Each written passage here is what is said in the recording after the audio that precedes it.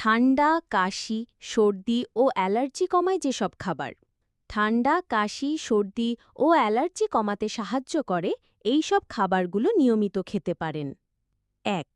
আদা কাশি, গলা ব্যথা ও শ্বাসকষ্ট কমাতে সাহায্য করে। ২. মধু প্রাকৃতিক অ্যান্টিব্যাকটেরিয়াল ও অ্যান্টি ইনফ্ল্যামেটরি। ৩. রসুন এতে আছে অ্যালিসিন যা ভাইরাস ও ব্যাকটেরিয়া প্রতিরোধ করে। ৪.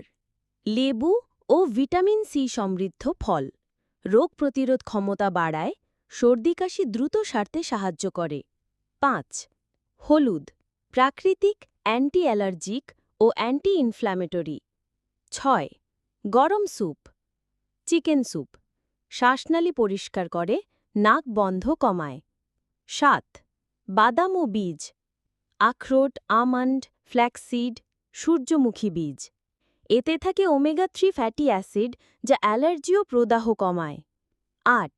গ্রিন টি বা হার্বাল চা অ্যান্টিঅক্সিডেন্ট ও গলা ব্যথা প্রশমিত করে। ৯.